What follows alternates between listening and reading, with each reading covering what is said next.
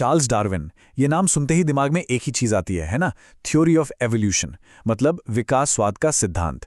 ये वही आइडिया है जो हमें बताता है कि भाई, पृथ्वी पर ये जो करोड़ों तरह के जीव जंतु हैं, ये आखिर आए कहां से। पर यह सिद्धांत असल में है क्या और ये काम कैसे करता है? चलिए आज इसी कोड को क्रैक करते हैं। और हाँ, सबसे पहले उस एक सवाल को लेते हैं जो सबके दिमाग में घूमता है, क्या हम इंसान सच में बंदरों से बने हैं? और यकीन मानिए, इसका जवाब सीधा सा हाँ या ना नहीं है। अरे, ये तो उससे कहीं ज्यादा फैसिनेटिंग है। तो तैयार हो जाइए, क्योंकि आज इस रहस्य से पर्दा उठने वाला है। तो ये कहानी शुरू होती है चार्ल्स डार्विन से, एक इन्वेस्टिगेटर जिन्होंने दुनिया को, मतलब जीवन की इस बहुत बड़ी पहेली को सुलझाने का एक साइंटिफिक तरीका दिया। देखिए, डार्विन से पहले क्या था? जीवन की शुरुआत को लेकर सिर्फ कहानियां थीं, फिलोसॉफिकल आइडियाज थे।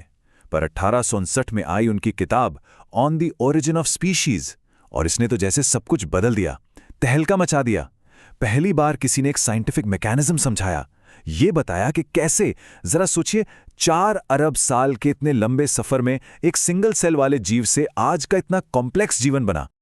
तो ठीक है, ये बदलाव होता है, पर कैसे होता है? मतलब एक स्पीशीज से दूसरी बन कैसे जाती है? इसका जवाब डार्विन के सबसे पावरफुल आइडिया में है, और वो है नेचुरल सिलेक्शन, यानी प्राकृतिक चयन। इसे ऐसे समझिए, नेचुरल सिलेक्शन ना एक तरह का नेचर का फिल्टर है। ये कोई कॉन्शियस डिसीजन नहीं है कि चलो इसको चुनते हैं उसको नहीं, बस सिंपल सी बात है, जो जीव अपने एनवायरनमेंट में बेहतर फिट होते हैं वो ज्यादा जीते हैं और अपनी नस्ल आगे बढ़ाते हैं। सिंपल। अच्छा, तो ये काम कैसे करता है? इसके बेसिकली 4 सिंपल स्टेप्स हैं।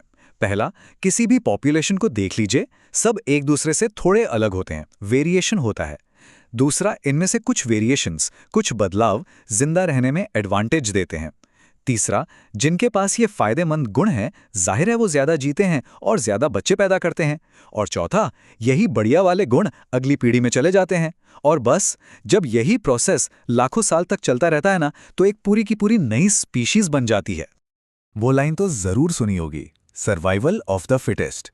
अब इसका मतलब ये बिल्कुल नहीं है कि जो सबसे स्ट्रांग है वही बचेगा, नहीं। इसका असली मतलब है survival of the best adapted, मतलब जो बदलते एनवायरनमेंट के हिसाब से खुद को सबसे अच्छी तरह फिट कर ले, बस वही आगे बढ़ेगा। ठीक वैसे जैसे एक ताले के लिए एक ही सही चाबी होती है।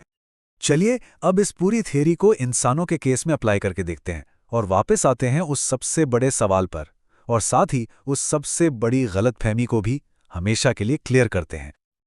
ओके, ये बात बहुत ध्यान से सुनने वाली है।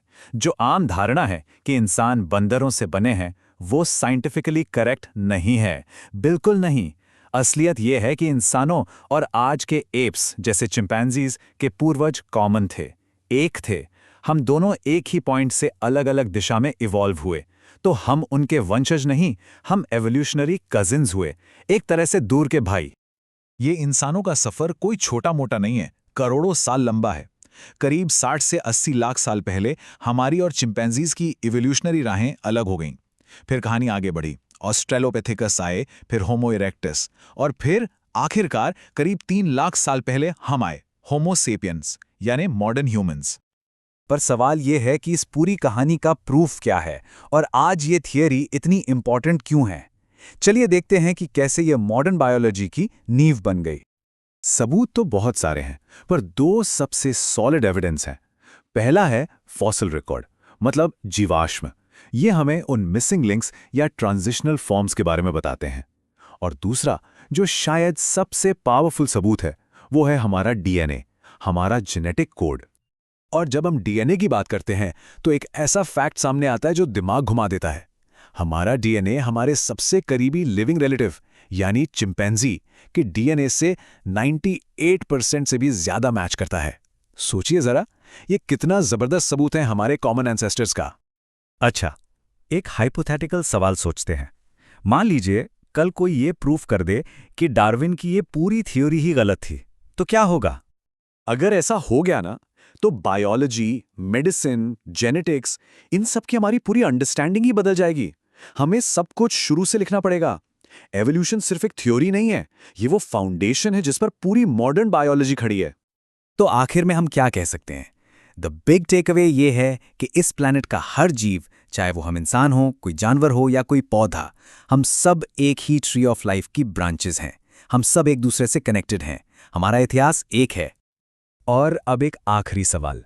डार्विन की थ्योरी हमें बताती है कि इवोल्यूशन कभी रुका नहीं है। ये एक कांस्टेंट प्रोसेस है जो आज भी चल रहा है। तो सवाल ये है कि अगर हम आज भी इवॉल्व हो रहे हैं तो भविष्य में इंसान कैसे होंगे, क्या बनेंगे? इस पर सोचिएगा ज़रूर।